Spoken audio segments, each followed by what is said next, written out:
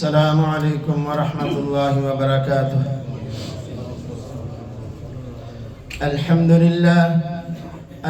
للہ رب العالمین، والصلاة والسلام علی سید الانبیاء وخاتم المرسلین وعلی آلہ وصحبہ ومن تبعہم بإحسان الی یوم الدین۔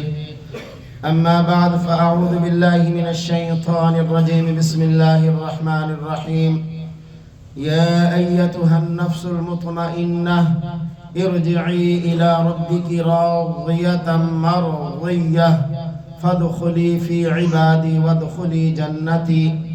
وقال رسول الله صلى الله عليه وآله وسلم: من لزم الاستغفار جعل الله له من كل ضيق مخرجا ومن كل هم فرجا وَرَزَقَهُ مِنْ حَيْثُ لَا يَحْتَسِبُ، او كما قال علیہ الصلاة والسلام۔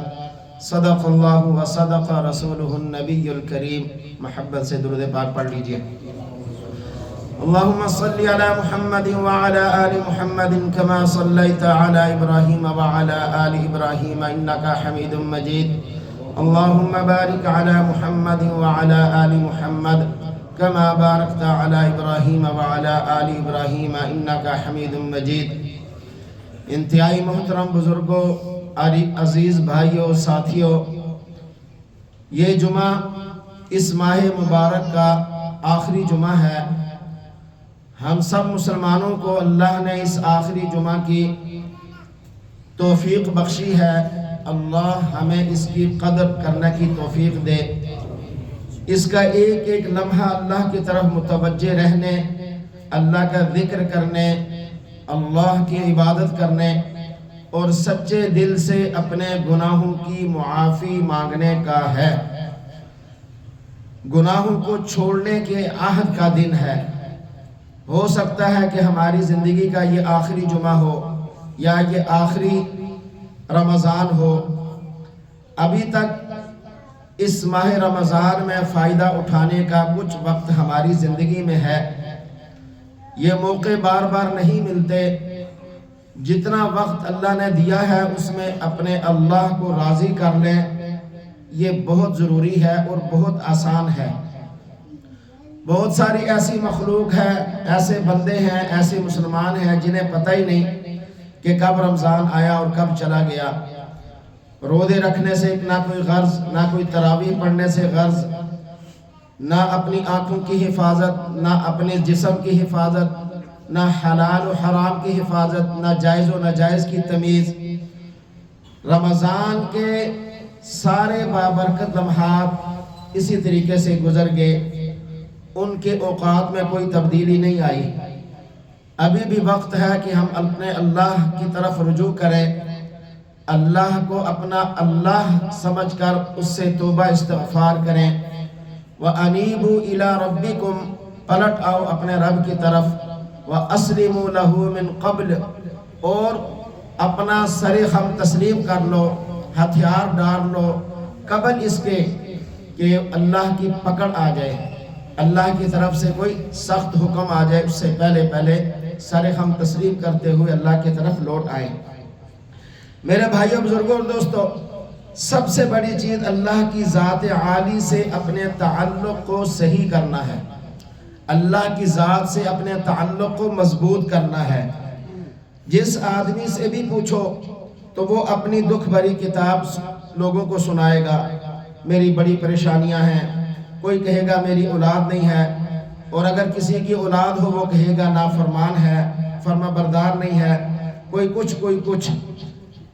یاد رکھیے، اللہ کریم و رحیم نے یہ پریشانیاں کسی بادشاہ کے حوالے نہیں کی، کسی فرشتے کے مخلوق میں سے کسی کے حوالے نہیں کی کہ اسے کہا ہو کہ انہیں بانٹو، بلکہ یہ پریشانیاں اللہ کے اپنی قبضہ قدرت میں ہیں، اور یہ پریشانیاں اللہ ہی کی طرف سے آتی ہیں، اور ان پریشانیوں کو دور کرنے کا اختیار بھی اللہ نے اپنی مخلوقات میں سے کسی کو نہیں دیا کہ فلاں دور کرے گا، بلکہ ان پریشانیوں کو دور کرنے کا اختیار بھی اللہ نے اپنے پاس رکھا ہوا ہے۔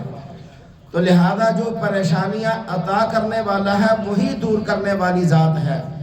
ہاں جی، قرآن کریم میں جا بجا جگہ جگہ اللہ رب العزت نے فرمایا کہ ہر پریشانی کو دور کرنے والی طاقت وہ اللہ کی ذات ہے.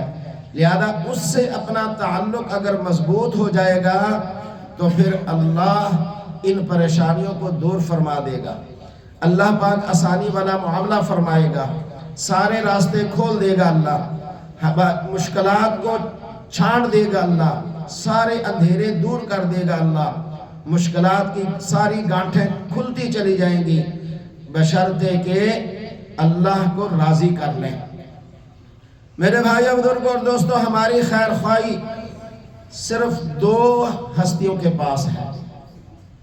ہمارے خیر خواہ صرف اور صرف کتنے ہیں؟ اونچی طرح کہیں، دو ہیں صرف اور صرف ہمارے خیر خواہ. یہ بات ذہن میں بٹھا لیجئے، دل پہ لکھ لیجئے. اس کے علاوہ اور بھی ہیں، لیکن حقیقی سچے خیر خواہ وہ صرف اور صرف ہمارے کو کتنے ہیں؟ دو ہیں. ایک وہ خیر خواہ ہے جس نے ہمیں پیدا کیا، جسے رب کہا جاتا ہے، جسے اللہ کہا جاتا ہے، جسے رحمان و رحیم کہا جاتا ہے. وہ ہے ہمارا پہلے نمبر پہ اصل خیر خواہ. اور دوسرے خیر خواہ وہ ہمارے غم خوار نبی اللہ کے محبوب حضرت محمد صلی اللہ علیہ وسلم کی ذات عالی ہے. یہ دو ہمارے حقیقی اور سچے اور سچے خیر خواہ. اگر ان کو ہم نے راضی کر لیا، ان کی تعلیمات پر عمل کرتے ہوئے اپنی زندگی گزار دی، یقیناً ہم کامیاب ہیں.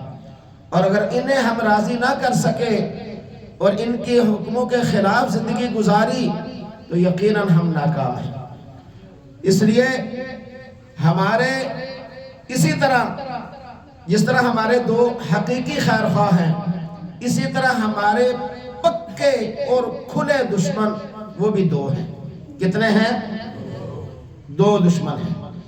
نمبر ایک سب سے بڑا دشمن جو ہے وہ ہے نفس امارہ.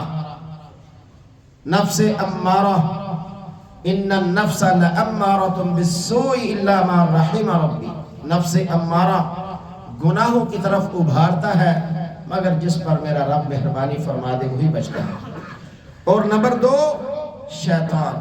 نمبر دو شیطان. یہ دو ہمارے کھلے اور مضبوط دشمن ہیں. چنانچہ نبی پاک صلی اللہ علیہ وآلہ وسلم کا ارشاد گرامی ہے، عاد عدوک التی ما بین جنبیک. تیرے دشمنوں میں سے ایک دشمن تیرے پہلو کے درمیان ہے، یعنی نفس امارہ. یہ اللہ کے محبوب صلی اللہ علیہ وسلم نے ہمیں بتا دیا ہوا ہے. اللہ رب العزت کا ارشاد ہے، ان الشیطان للانسان عدو مبین. بے شک شیطان انسان کا کھلا دشمن ہے. نبی پاک صلی اللہ علیہ وآلہ وسلم نے فرمایا، ان الشیطان یجری من ابن آدم مجرى الدم وانی خشیت ان یقذف فی قلوبکما شیئا. ابن ماجہ کی روایت ہے، شیطان تمہارے دلوں میں ایسے گندے خیالات لاتا ہے اور حرکت کرتا ہے جیسے خون انسان کے جسم کے اندر حرکت کرتا ہے. خون کی طرح وہ تمہارے جسم میں برے خیالات لاتا ہے. یہ ہمارا خارجی دشمن ہے. اور جو نفس امارہ ہے یہ ہمارا باطنی دشمن ہے. شیطان خارجی دشمن اور نفس امارہ باطنی دشمن ہے ہمارا. خدا نہ کرے کہ یہ دونوں انسان کو قابو کر لیں اور انسان ان دونوں کے پھندے میں پھنس کر اللہ اور اس کے محبوب صلی اللہ علیہ وآلہ وسلم جو حقیقی ہمارے خیر خواہ ہیں ان کی ناراضی کا سبب بن جائے. میرے بھائیوں، اللہ نے توجہ کیجئے گا، اللہ نے قرآن میں نفس کو مؤنث ذکر کیا ہے. لَأَمَّارَتُمْ، نفس کو مؤنث ذکر کیا ہے، فیمیل. اور شیطان کی طرف مذکر کی ضمیر لٹائی ہے، میل کی. گویا کہ خامد بھی نیک اعمال نہیں کرتا اور بیوی بھی نیک اعمال نہیں کرتی. خامد کی زندگی بھی فسق و فجور کی، بیوی کی زندگی بھی اللہ کی نافرمانی میں، تو پھر اولاد کیسے پیدا ہوگی؟ اللہ چاہے تو نیک بھی پیدا کر سکتا ہے، لیکن عام طور پر پھر اولاد بھی والدین کی طرح ہی اسی تربیت کے ساتھ آگے پروان چڑھتی ہے۔ تو اس لیے باہر اگر شیطان کا قبضہ ہو، اندر نفس امارہ نے قابو کیا ہوا ہو، تو پھر انسان برے اعمال کی طرف جائے گا، پھر برے اعمال کرنا اس کے لیے آسان بن جائیں گے اور اچھے اعمال اس کے لیے مشکل بن جائیں گے۔ اگر آدمی مجاہدہ کر کے اپنے نفس کو سیدھا کرنے کی کوشش کرے تو اس کے سارے اعضاء درست کام کریں گے، یہ اللہ کی فرما برداری کی طرف انسان چلا جائے گا، اللہ اور اس کے رسول کے حکموں کے تابع زندگی گزارے گا۔ شیطان ہمارا ازلی دشمن ہے، چنانچہ حضرت انس بن مالک رضی اللہ تعالیٰ عنہ کے شاگرد خاص ابو محمد رحمہ اللہ فرماتے ہیں، توجہ کیجئے گا، بڑی خوبصورت باتیں ہیں۔ شیطان نے اللہ سے عرض کیا، شیطان نے اللہ سے کہا، یا اللہ تو نے انسان کے واسطے اپنی عبادت کے خصوصی گھر بنائے ہیں، میرے لیے بھی کوئی گھر بنایا ہے اس طرح کا؟ میرے لیے بھی کوئی خصوصی گھر ہوتا؟ تو نے انسان کے واسطے کیا کچھ نہیں کیا، میرا بھی اس طرح کا کوئی گھر ہونا چاہیے۔ اللہ رب العزت نے فرمایا، شیطان تیرے لیے بھی میں نے گھر بنایا ہوا ہے، اور وہ کیا ہے؟ حمام۔ حمام نہیں ہوتا نانے دھونے پیشاب کرنے، یہ جگہ۔ اسی وجہ سے محبوب کریم رؤوف الرحیم صلی اللہ علیہ وسلم نے فرمایا کہ جب حمام کے اندر داخل ہوں تو دعا پڑھ کے جائیں، اللہم انی اعوذ بک من الخبث والخبائث۔ جو یہ دعا نہیں پڑھتے وہ زیادہ تر آسیب کا شکار ہو جاتے ہیں۔ یہ جگہ ہی شیطان کے رہنے کی ہے، خبیث جنات کے رہنے کی ہے۔ اسی طریقے سے فرمایا، انسانوں کے لیے اے اللہ تو نے مجالس بنائی ہیں، ذکر و اذکار کی مجالس بنائی ہیں، اپنی مسجدیں بنائی ہیں جہاں وہ بیانات سنتے ہیں، کرتے ہیں، اللہ اور اس کے رسول کا نام لیتے ہیں، ذکر و اذکار کرتے ہیں، میرے لیے کون سی جگہ ہے؟ اللہ نے فرمایا، اے شیطان تیرے لیے بازار ہے، تو بازار میں جا۔ بازار میں کیا حال ہے آپ بھی دیکھتے ہیں اچھے طریقے سے۔ پھر شیطان کہنے لگا کہ پڑھنے کے لیے تو نے انسانوں کو آسمانی کتابیں دی ہیں، میرے لیے کیا ہے؟ اللہ نے فرمایا، تیرے لیے شعر و شاعری ہے، وہ جو خلاف شرع ہو، جو شریعت کے مطابق ہو اس کی اجازت ہے۔ یہ جو ہوتی ہے عشق و معشوقی کی اور اس طرح کی بےہودہ۔ فرمایا، انسانوں کا مشغلہ آپس میں باتیں کرنا ہے، میرا مشغلہ کیا ہے؟ اللہ نے فرمایا، تیرا مشغلہ جھوٹ بولنا ہے۔ فرمایا، اے اللہ تو نے انسانوں کو اذان دی ہے جس کے ذریعے وہ نماز کے لیے جمع ہوتے ہیں، میری اذان کیا ہے؟ تو فرمایا کہ جس سے میں لوگوں کو گمراہ کروں وہ میری اذان کیا ہے؟ اللہ نے فرمایا، شیطان تیرے لیے گانا بجانا، یہ گانا بجانا تیری اذان ہے، جس سے بدبخت اور دین سے عاری لوگ کہتے ہیں روح کو غذا ملتی ہے، تازگی ملتی ہے، تو یہ شیطان کی اذان ہے۔ اللہ شیطان نے عرض کیا، اللہ انسانوں کے لیے رسول بھیجے ہیں، میرے لیے کس کو بھیجا ہے؟ اے اللہ تو نے انسانوں کے لیے تو رسول بھیجے ہیں، میرے لیے؟ اللہ نے فرمایا کہ تیرے لیے نجومی اور کاہن، علم نجوم جاننے والے اور یہ جو ہاتھ دیکھنے والے اور مستقبل بتانے والے، یہ کاہن جو ہیں، یہ شیطان تیرے لیے بھیجے ہیں۔ فرمایا، انسانوں کے لیے شکار گائے ہیں، میرے لیے کون سی ہے؟ میرے لیے کیا ہے؟ تو اللہ نے فرمایا، اے شیطان تیرے لیے عورتیں شکار گائے ہیں۔ کہا کہ انسانوں کو کتاب دی ہے، میرے لیے کون سی کتاب ہے؟ تو اللہ نے فرمایا کہ شیطان تیرے لیے وشم، یعنی ہاتھوں کے نشانات، یہ ہے تیرے لیے شکار کا۔ اسی طرح یہ کتاب ہے تیرے لیے، ہاتھوں کو دیکھ کر بتاتے نا لکیریں، یہ شیطانی کام ہے۔ مسلمانوں کی تقدیر تو بہت اعلیٰ اور اونچی ہے، وہ لکیروں میں تھوڑی ہے، وہ تو اللہ کے اختیار میں ہے۔ فرمایا، بہت سی کھانے کی چیزیں ہیں انسانوں کے لیے، میرے لیے کھانے کی چیز کیا ہے؟ تو اللہ نے فرمایا شیطان ہر وہ مسلمان جو کھانا بسم اللہ پڑھے بغیر کھائے گا اس میں سے ہم نے تیرا حصہ رکھ دیا. بسم اللہ پڑھے بغیر جو کھانا شروع کیا جائے گا اس میں سے تیرا حصہ ہے. یہ تنبیہ الغافلین میں موجود ہے. میرے بھائیو بزرگوں اور دوستو، شیطان کی خوراک اور چراگاہ محرمات ہیں. حرام دیکھنا، حرام سننا، حرام سوچنا، حرام چیزوں کی طرف چلنا، حرام چیزوں میں یہ پھلتا پھولتا ہے. حدیث کے اندر آتا ہے ما رفع احد صوته بغناء الا بعث الله اليه شيطانين يجلسان على منكبيه يضربان بعقابهما على صدره حتى يمسك. در منصور میں جب بندہ گانا گاتا ہے تو اس کے کندھوں پر دو شیطان بیٹھ جاتے ہیں اور اس کے گانے بند کرنے تک اس کے سینے پر تھپکی دیتے رہتے ہیں. بڑا مزہ، زبردست، اور شاباش شاباش شاباش. کوئی اسے خوش کر دے تو کمرے کی طرح پھول جاتا ہے، بڑا ہو جاتا ہے. عرض کیا گیا یا رسول اللہ صلی اللہ علیہ وسلم، یہ ہمارے سچے سچے کیا ہیں؟ خیر خواہ. کیا ہیں؟ خیر خواہ. آپ فرماتے ہیں کہ اس سے جان چھڑانے کا کیا طریقہ ہے؟ آپ نے فرمایا اس کی چراگاہ کے سارے راستے بند کر دو، آنکھ کان زبان کو حرام سے روکو. جب اس کو اس کی خوراک نہیں ملے گی وہ تمہاری جان چھوڑ دے گا، وہ پھر چلا جائے گا. اسی طرح میرے بھائیوں، صبر کی سب سے اعلیٰ قسم خواہشات اور محرمات سے بچنا ہے. چنانچہ رسول پاک صلی اللہ علیہ وسلم سے پوچھا گیا یا رسول اللہ ہماری خواہشات کی سرکوبی کے لیے بہترین چیز کیا ہے؟ ہم ان محرمات سے کیسے بچ سکتے ہیں؟ آپ نے فرمایا صبر اختیار کرو. صبر کے ساتھ اللہ کی معیت ہوتی ہے. نفس کو ان محرمات سے صبر کے ذریعے روکو.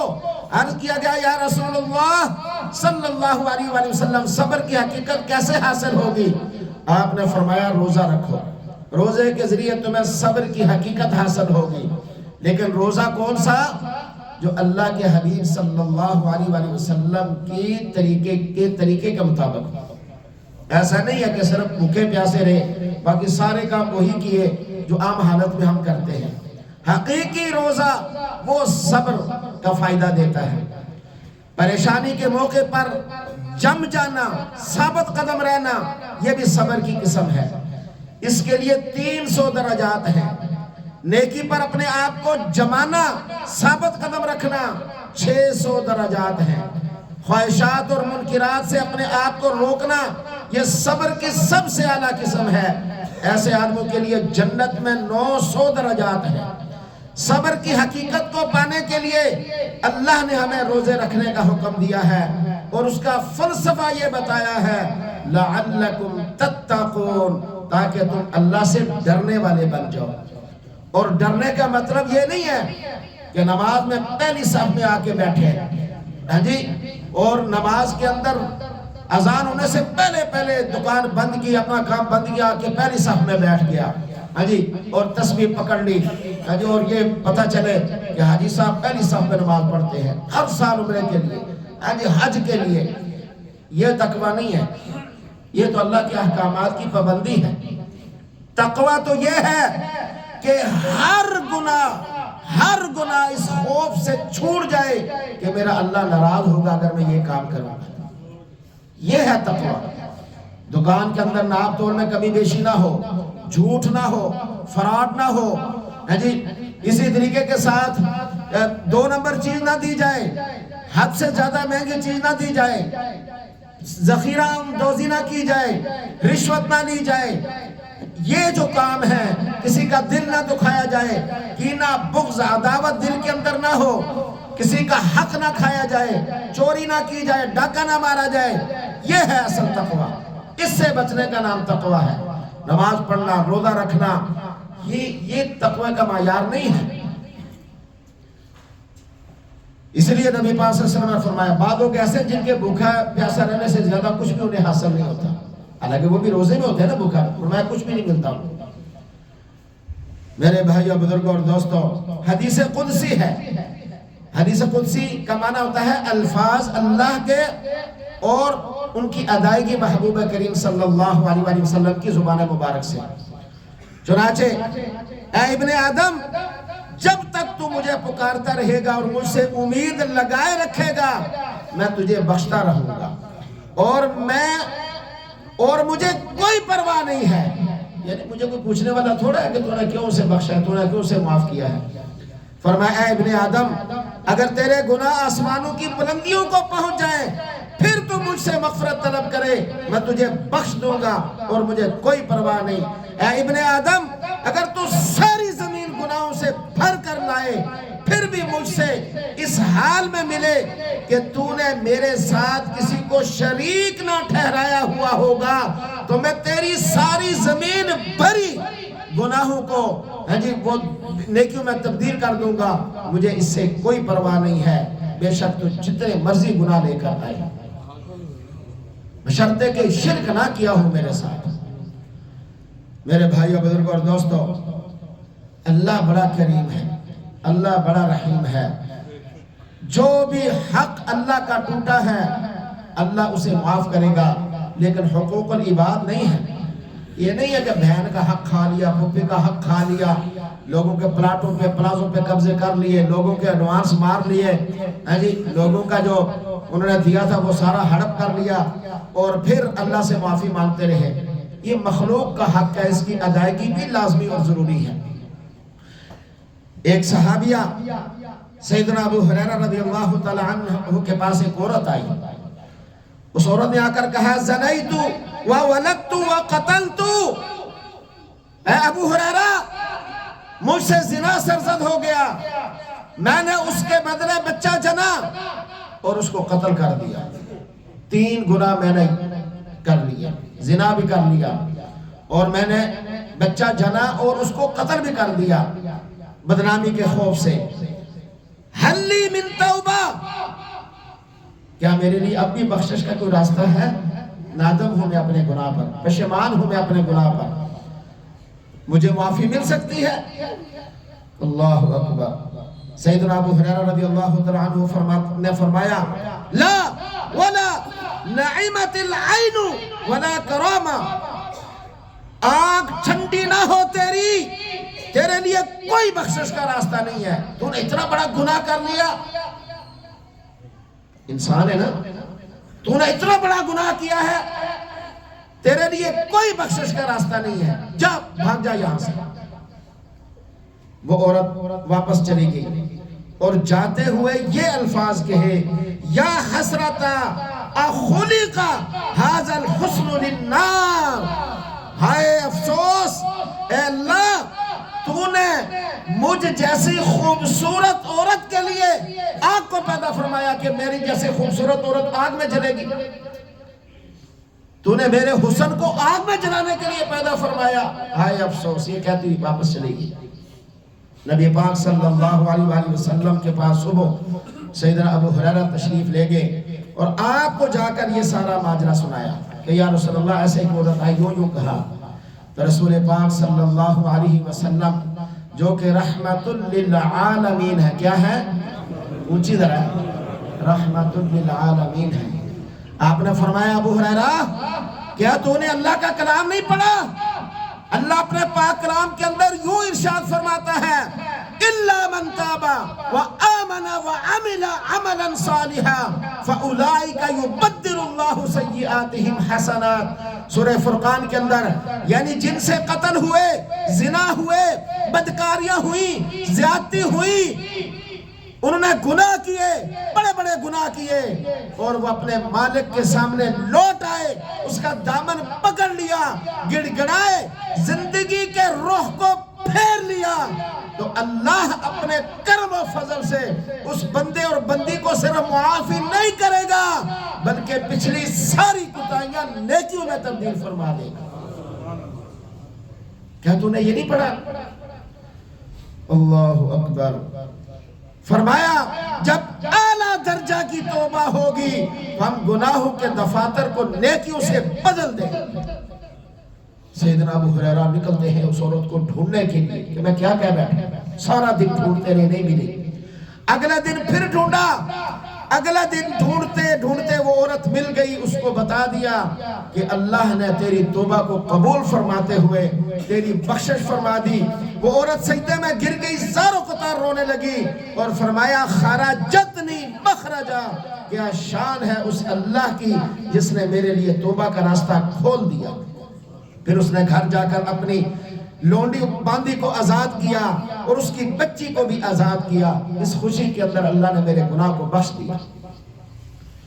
میرے بھائیو بزرگوں اور دوستو، حضرت مکحول رحمہ اللہ کہتے ہیں کہ ایک بوڑھا آدمی اللہ کے نبی صلی اللہ علیہ وسلم کی خدمت میں آیا، جس کی دونوں بھویں اس کی آنکھوں پر آ پڑی تھی، یہ اتنا بوڑھا تھا۔ وہ آ کر کہنے لگا یا رسول اللہ صلی اللہ علیہ وآلہ وسلم، میں ایسا آدمی ہوں جس نے بڑی بدعہدیاں کی ہیں، بدکاریاں کی ہیں، اپنی جائز و ناجائز خواہش پوری کی ہے، اور اپنے گناہوں میں اتنا آگے بڑھ گیا ہوں کہ اگر ساری زمین والوں میں اپنے گناہ تقسیم کروں تو وہ سارے کے سارے گناہوں کی وجہ سے ہلاک ہو جائیں، اتنے میں نے گناہ کیے ہیں۔ وہ آدمی کہنے لگا تو فرمایا کہ اب بھی یا رسول اللہ صلی اللہ علیہ وآلہ وسلم میرے لیے توبہ کی گنجائش ہے؟ اب بھی اللہ کے ہاں اگر میں توبہ استغفار کروں تو میری بخشش ممکن ہے؟ نبی پاک صلی اللہ علیہ وسلم نے پوچھا پہلے یہ بتاؤ تم مسلمان ہو چکے ہو؟ اس نے کہا جی ہاں، میں کلمہ شہادت پڑھتا ہوں۔ حضور علیہ السلام نے فرمایا جب تک تم ایسے کلمہ شہادت پڑھتے رہو گے اللہ تمہاری بدعہدیاں اور بدکاریاں معاف کرتے رہیں گے اور تمہاری برائیوں کو نیکیوں سے بدلتے رہیں گے۔ اس بوڑھے نے کہا یا رسول اللہ صلی اللہ علیہ وآلہ وسلم میری تمام بدعہدیاں اور بدکاریاں معاف؟ حضور نے فرمایا ہاں سب کے سب معاف ہیں۔ یہ سن کر وہ بوڑھا اللہ اکبر لا الہ الا اللہ کہتے ہوئے خوشی کے مارے پیٹ بھے کر چل پڑا۔ تفسیر ابن کثیر کی ایک روایت میں ہے کہ اس بوڑھے نے کہا وَازَنُوبَا، یہ ایک ان کا تکیہ کلام ہوتا تھا عرب کے اندر کہ ہائے گناہ کھا گئے، ہائے گناہ کھا، یہ اپنے آپ کو بددعا دینے کا۔ ہمارے ہاں بھی بات الفاظ ایسے ہوتے ہیں، جملے ہوتے ہیں، ہائے گناہ مجھے کھا گئے، ہائے گناہ مجھے کھا گئے۔ اللہ کے نبی صلی اللہ علیہ وسلم نے فرمایا اے بوڑھے شخص مت یوں کہو وازنوبا، بلکہ یوں کہو اللہم مغفرتک اوسع من ذنوبی ورحمتک ارجع عند من عملی، اے اللہ تیری بخشش میرے گناہوں سے زیادہ ہے، مجھے اعمال پر بھروسہ نہیں ہے، تیری رحمت پر بھروسہ ہے۔ اس نے پھر یہ پڑھا، آپ نے فرمایا پھر پڑھ، اس نے پھر پڑھا، آپ نے فرمایا پھر پڑھ، اس نے پھر پڑھا، آپ نے فرمایا اے بندے اللہ نے تیرے سارے گناہ معاف کر دیے۔ اللہ سے اس کی رحمت کی امید رکھیں۔ فرمایا وَغَدَرَانِي وَفَجَرَانِي، سارے گندے گناہ معاف کر دیے۔ آپ نے فرمایا اللہ نے تیرے گناہوں اور بدکاریوں کو نور سے بدل دیا ہے۔ فَمَا زَالَ يُكَبِّرُ حَتَّى تَوَارَى، وہ آدمی اللہ اکبر لا الہ الا اللہ کہتے ہوئے پیٹھ پہ کر خوشی سے جا رہا تھا۔ حضور صلی اللہ علیہ وسلم نے فرمایا کل بنی آدم خطاء وخیر الخطائین التوابون، ہر انسان آدم کی اولاد میں سے ہر شخص کوئی نہ کوئی کمی بیشی کرتا رہتا ہے، وہ خطائیں کرتا رہتا ہے۔ انسانی نس میں ہے غلطی کرنا، کوتاہی کرنا، کمی بیشی ہونا، نسیان اس کے مادے میں ہے، انسان بنا ہی نسیان مادے سے ہے۔ سب سے بہترین خطا کار کون ہے؟ التوابون، فرمایا جو سچی توبہ کرنے والے ہیں، جو استغفار کرنے والے ہیں، جو اپنے اللہ اور خالق و مالک کو راضی کرنے والے ہیں۔ خود نبی مکرم صلی اللہ علیہ وآلہ وسلم فرماتے ہیں جو معصوم ہے عن الخطا، معصوم ہے، فرمایا کہ دیکھو میں دن میں 70 مرتبہ سے زائد اللہ سے توبہ اور استغفار کرتا ہوں۔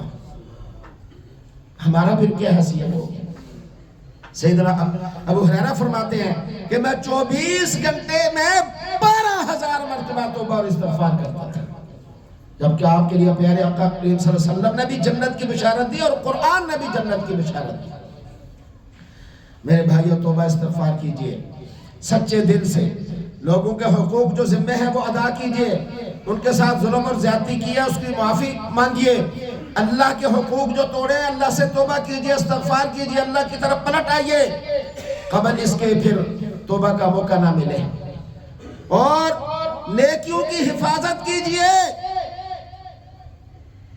نیکیوں کی حفاظت، ریاکاری سے بچیے، دکھلاوے سے بچیے، مت لوگوں سے کہتے پھریے اس روزے میں 10 قرآن پڑھے نے، مت کہیے میں روز تہجد پڑھتا رہا، مت لوگوں کو بتائیے کہ میں نے اتنا زکوٰۃ دی ہے، فلاں آدمی کی خدمت کی ہے، فلاں آدمی کو میں نے اتنے پیسے دیے ہیں، فلاں کے ساتھ میں نے یہ احسان کیا ہے، ساری رات میں جاگتا رہا، اس رات میں سارا جگہ مجھے لگتا ہے لیلۃ القدر نصیب ہوگی، مت بتائیے لوگوں۔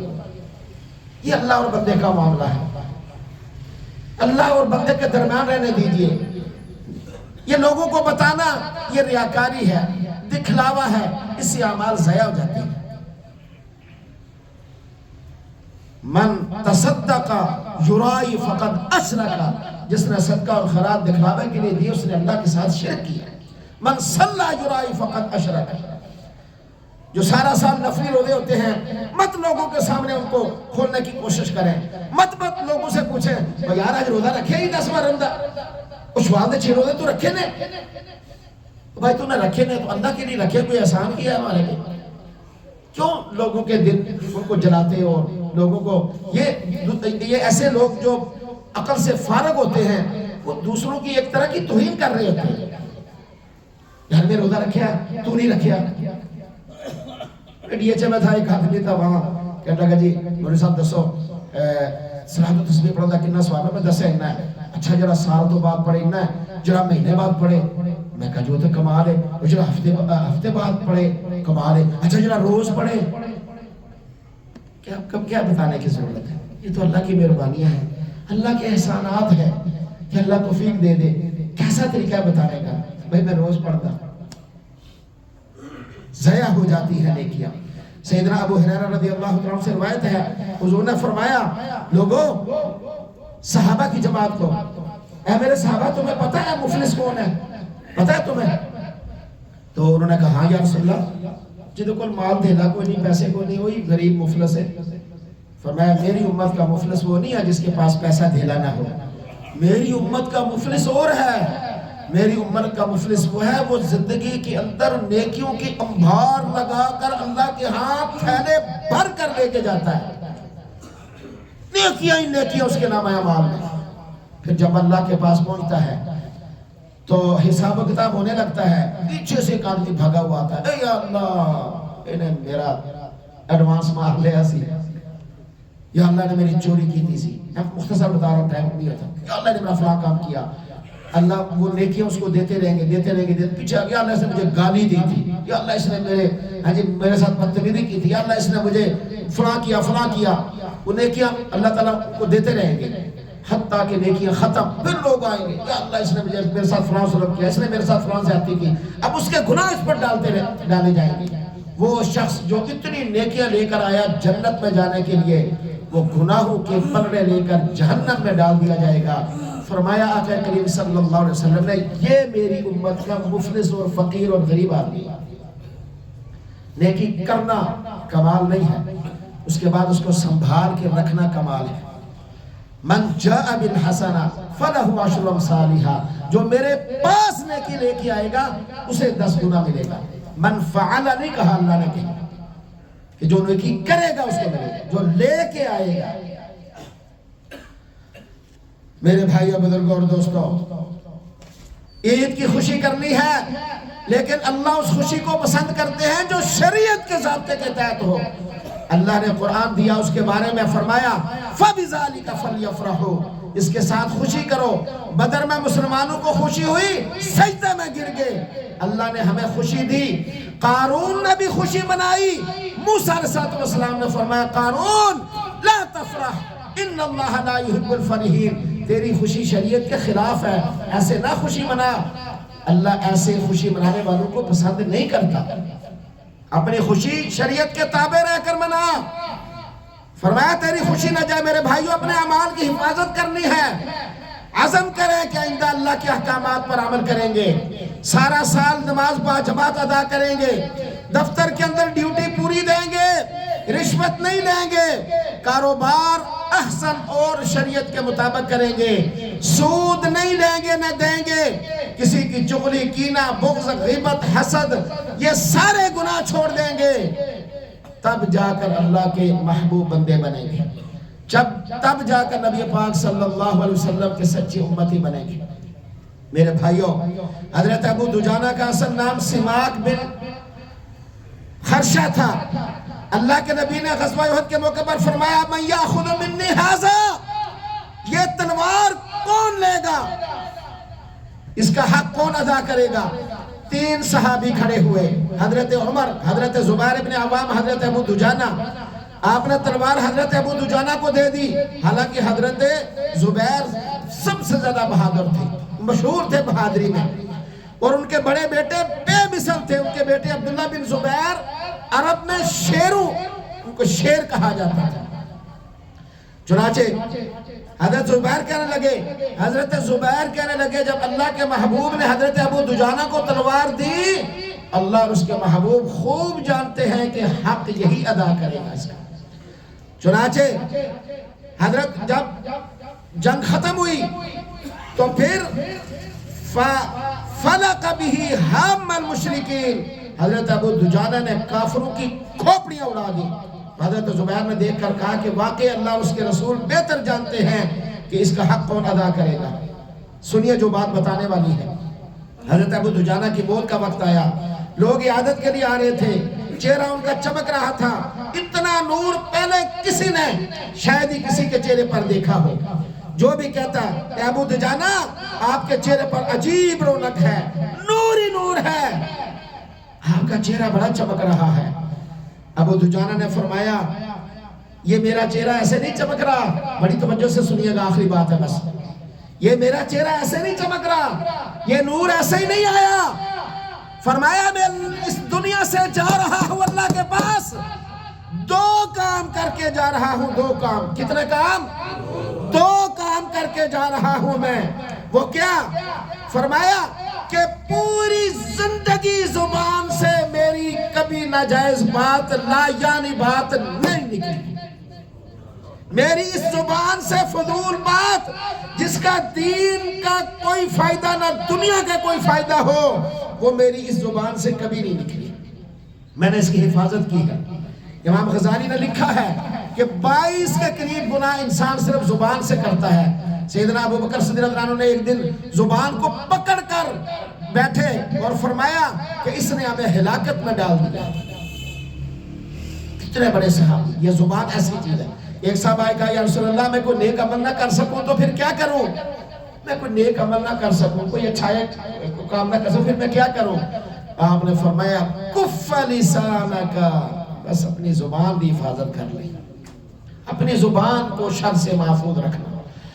حضرت ابو دجانہ پہلی بات کیا کہی کہ میں نے اپنی زبان کی حفاظت کی، دین اور دنیا کی کوئی ایسی بات زبان سے نہیں نکالی جس سے کوئی فائدہ اور نفع نہ ہو۔ دوسری بات میرے اور آپ کے لیے بہت، پہلی بھی بہت اہم ہے، اور دوسری بات کمال کی ہے اگر ہم عمل کرنے بن جائے۔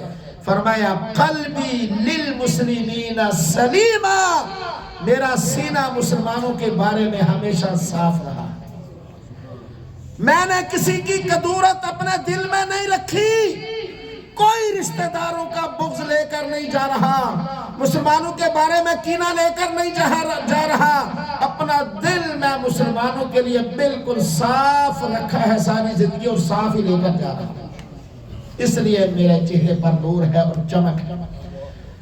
مسلمان سے محبت کرنا، مسلمان کو قیمتی سمجھنا بہت ضروری ہے۔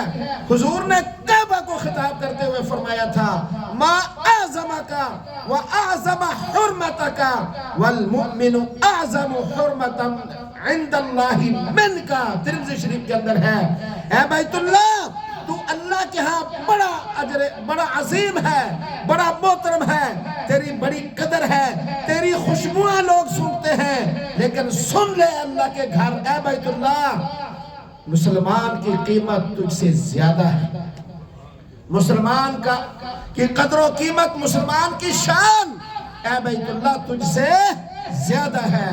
اس لیے میرے بھائیوں بزرگوں اور دوستو، مجھ سمیت ہم اپنی زبان کی بھی حفاظت کریں کہ کسی کے بارے میں کوئی ایسی بات نہ نکلے جو اس کی دل آزاری کا سبب بنے، اور اپنے دلوں کو بھی ایک دوسرے کے بغض، عداوت، قدورتوں سے بالکل پاک صاف رکھیں۔ اللہ کے سنے پر ہمیں عمل کی توفیق دے۔ وما علینا الا البلاغ۔ سنت ادا کر لیجئے۔ نماز عید انشاءاللہ 7 بجے بیان شروع ہوگا، 7:30 بجے نماز فکس کھڑی ہو جائے گی۔